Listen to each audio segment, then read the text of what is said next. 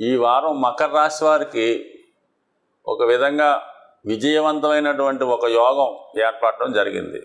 6వ స్థానంలోకి రవి రావడం వల్ల వీళ్ళకి ప్రభుత్వ కార్యాలయాల్లో పెండింగ్లో ఉన్నటువంటి పనులు పూర్తి అవ్వడం జరుగుతూ ఉంటుంది. అలాగే మీరు ఏదన్నా ఉద్యోగం కోసమో ఉపాధి కోసమో ప్రయత్నం చేస్తుంటే అవి చాలా వరకు సక్సెస్ అయ్యే అవకాశం ఉన్నది. చిన్న చిన్న కోర్టు సమస్యలు కానీ సెటిల్మెంట్లు కానీ ఉంటే ఈ వారం దాన్ని కంప్లీట్గా పరిష్కరించుకునే అవకాశం ఉన్నది. అయితే ఈ వార ప్రారంభంలో ఆదివారం రోజు చాలా టైం వృధాగా అనవసర ఖర్చులతో జరిగే అవకాశం ఉంది. అలాగే మరి సోమ మంగళవారాల్లో ఎక్కువగా ప్రయాణాలు చేస్తారు. అదే సమయంలో చాలా వరకు దగ్గర బంధువులతో కొంత విభేదాలు, విరోధాలు, అనవసర ప్రసంగాలు జరిగే అవకాశం ఉంది. అలాగే కొంత సమయం కూడా వృధా అయ్యే అవకాశం ఉన్నది. అయితే మీకు యాజిటీజ్గా బుధవారం నుంచి చాలా వరకు మంచి కార్యక్రమాలు ప్రారంభమవుతాయి. వృత్తిలో అభివృద్ధి కనబడుతూ ఉంటుంది. ఈ విధంగా కొంత ప్రోత్సాహకరంగా ఉండే అవకాశం ఉన్నది.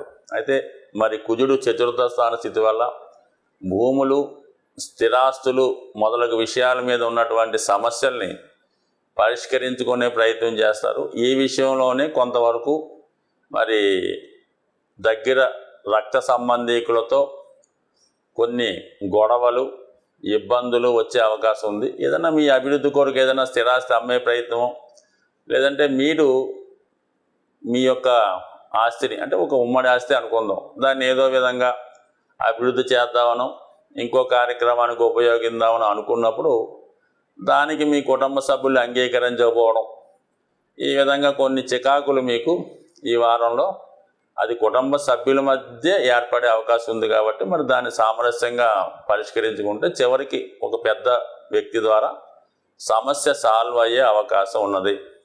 అయితే ఇంకా మీకు కుటుంబపరమైనటువంటి బర్డెన్స్, కొన్ని చెల్లించవలసిన రుణాలు, బాధ్యతలు, అప్పులు మిగలడం వల్ల వాళ్ళ నుంచి కూడా ఇటువంటి సమయంలో మీకు కొంతవరకు ఒత్తిడి ఏర్పడే అవకాశం ఉంది.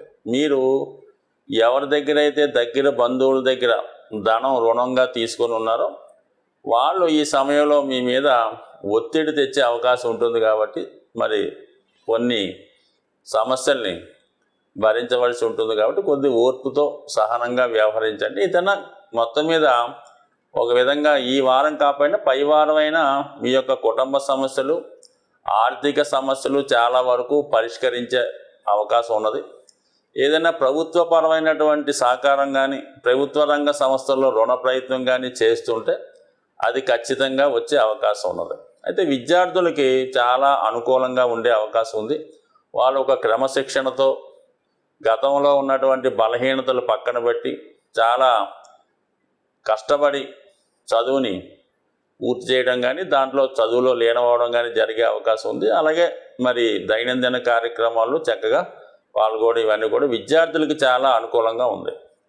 అలాగే సీనియర్ సిటిజన్స్ కూడా, అంటే ఎవరైతే బాధ్యతలు కంప్లీట్ చేసి రెస్ట్ తీసుకున్నారో, అంటే సాధారణంగా ఈ మకర రాశి వారికి బాధ్యతలు తీరిపోవడం, రెస్ట్ తీసుకోవడం అలాంటి 99% ఉండవు. ఏదో ఒక బాధ్యత ఇంకా ఉండనే ఉంటుంది. ఏదో ఒక సమస్యలో వాళ్ళు ఇన్వాల్వ్ అవుతూనే ఉంటారు. ఇంకా దేన్నో దాన్ని పట్టుకొని దానికోసమే ప్రయత్నం చేస్తూ ఉంటారు. కాబట్టి సాధారణంగా వీళ్ళకైతే ఉండదు. అయితే కొంతలో కొంత ఏదైనా పుణ్యక్షేత్రాన్ని దర్శించడం, అలాగే ఏదైనా వాళ్ళ పిల్లల కొరకు, వాళ్ళ అభివృద్ధి కొరకు ఏదైనా పుణ్య కార్యక్రమాల్లో పాల్గొనడం, వారి కొరకు ఏదైనా పూజ పునస్కారాలు, దైవానికి అభిషేకాలు లాంటివి చేయించే ప్రయత్నంలో కొంతవరకు ఉండే అవకాశం ఉంది. ఏదైనా ఇంటర్నల్గా ఏదో ఒక బాధ్యత వీళ్ళు నెత్తిన వేసుకొని తిరుగుతూ ఉంటారు. ఇప్పుడు ఫ్రీ అయితే అవకాశం అయితే ఉండదు. కాబట్టి సాధ్యంత వరకు చూడండి. బట్ మీరు ఏదైనా పని చేసే ముందు కుటుంబ సభ్యుల సలహా తీసుకోండి. వాళ్ళ యొక్క సహకారంగా తీసుకుంటేనే మంచిది తప్ప ఏది మీరు స్వతంత్రంగా చేసినా, స్వతంత్రంగా నిర్ణయం తీసుకున్నా ఖచ్చితంగా దానికి ఒక వ్యతిరేకత కలిగే అవకాశం ఉంది. దానివల్ల మీరు కొంత మనస్తాపానికి, ఇబ్బందికి కూడా గురయ్యే అవకాశం ఉంది. కాబట్టి ఈ సమయంలో మీరు చాలా వరకు ఇతరుల సహకారం అంటే ఇతరుల కన్నా మీ కావలసిన వాళ్ళు మీ కుటుంబ సభ్యుల సహకారం తీసుకొని వాళ్ళ యొక్క అంగీకారంతో ముందుకు వెళ్ళడం మంచిది తప్ప, ఎందుకంటే గతంలో కొంత పోగొట్టుకోవడం వల్ల అయితేనే, కొన్ని ఇబ్బందులు అయితేనే వాళ్ళకి మీ మీద సంపూర్ణమైనటువంటి నమ్మకం ఉండకపోవచ్చు. ఈ కారణం వల్ల ఏంటంటే కొంత రాజీ పడక తప్పదు. సో ఏదైనప్పుడు కూడా మకర రాశి వారికి జాతకరీత్యా కొంత రాజీ మార్గంలో వెళ్తూ ఇతరుల యొక్క మాట కూడా గౌరవిస్తూ ముందుకు వెళ్ళడం అన్నది చెప్పుకోదగ్గ సూచన. ఈ వారం మనకి ముఖ్యంగా 25వ తారీఖున సంకటహర చతుర్థి వస్తుంది. ఇది ఖచ్చితంగా ఎవరైతే ఇబ్బందుల్లో ఉంటారో, పనులు మధ్యలో ఆగిపోతుంటాయో, ఏ పని ముందుకు వెళ్ళదో వాళ్ళు ఖచ్చితంగా ఆ రోజు మీ సమీపంలో ఉన్నటువంటి విఘ్నేశ్వర ఆలయంలో ఆ టెంపుల్లో గణపతి హోమం చేస్తే ఆ గణపతి హోమంలో పాల్గొనడం, వీలైతే సాయంకాలం దాకా ఉపవాసంలాగా లైట్ ఫుడ్ తీసుకొని సాయంకాలం స్వామి అభిషేకం చేస్తారు ప్రదోష వేళలో. ఆ అభిషేకం కూడా తిలకించి దాని తర్వాత మీరు చక్కగా భోజనం చేయొచ్చు. ఇది విద్యార్థులు, వ్యాపారస్తులు అందరూ కూడా చేయొచ్చు.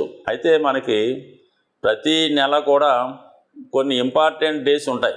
అది ఎవరైతే జ్యోతిష్ శాస్త్రాన్ని నమ్ముతారో, భగవంతుడిని నమ్ముతారో, గ్రహాన్ని ఫాలో అవుతారో వారు ఖచ్చితంగా చేయవలసినవి ఏంటంటే, ఒకటేంటంటే పౌర్ణమి వెళ్ళిన 4వ రోజు వచ్చే సంకటహర చతుర్థి, అమావాస్యకు ముందు రోజు వచ్చినటువంటి మాస శివరాత్రి. ఈ రెండు కంపల్సరీగా చేసుకోవాలి సాధారణంగా ఉన్నటువంటి వాళ్ళు. ఇంకా బెటర్ రిజల్ట్ కావాలి అనుకున్న వాళ్ళు కామన్గా పౌర్ణమి రోజు ఉపవాసం అంటే ఆహారం తీసుకోవచ్చు, కానీ సాత్వికమైన ఆహారం తీసుకోవడం ఉంటుంది. పౌర్ణమి రోజు మరి అమ్మవారికి అది వెన్నెల ఉంటుంది కాబట్టి ఆ రోజు సాయంకాలం పూట వెన్నెల్లో లలితా సహస్రనామం పారాయణ చేసి అమ్మవారికి పాయసం నైవేద్యం చేయడం, ఇది పౌర్ణమి రోజు చేయడం వల్ల స్త్రీలకు ఉన్నటువంటి సమస్త దోషాలు తొలుగుతాయి. అలాగే మరి కొంతమంది అవకాశం ఉన్నవాళ్ళు ఏకాదశి చేస్తూ ఉంటారు. ప్రతి ఏకాదశికి ఏదో ఒక విశిష్ట ఉంటుంది కాబట్టి ఓపిక ఉన్నవాళ్ళు ఆ ఏకాదశి చేసుకోవడం వల్ల కూడా కొంతవరకు జాతకుడికి ఉన్నటువంటి సమస్యలు తొలగే అవకాశాలు ఉంటాయి. కాబట్టి మరి ఏది చేసుకున్నా చేసుకోకపోయినా ఈ సంకటహర చతుర్థి మరి మాస శివరాత్రి చేసుకోవడం వల్ల 100% చాలామందికి ఉపయోగపడుతూ ఉంటుంది. వాళ్ళ సమస్యలు సాల్వ్ అవుతాయి. ఇంకా చెప్పుకోలేని బాధల్లో ఉన్నవాళ్ళు ఏంటంటే అష్టమి రోజు కానీ అమావాస్య రోజు కానీ అమ్మవారి ఆలయంలో ఓపిక ఉన్నవారు చండీ హోమంలో పాల్గొవచ్చు. లేనివారు అమ్మవారికి ఒక గుమ్మడికాయో ఒక 4 కొబ్బరికాయలు సమర్పించి మరి ఆ రోజు కూడా మరి కొంత నియమంగా ఉంటూ మంచి కార్యక్రమాల్లో పాల్గొనడం వల్ల కూడా కొంతవరకు ఈ పూర్వకాలం అంటే గత జన్మ దోషాలు సాల్వ్ అయ్యే అవకాశం ఉంటుంది. స్వస్తి.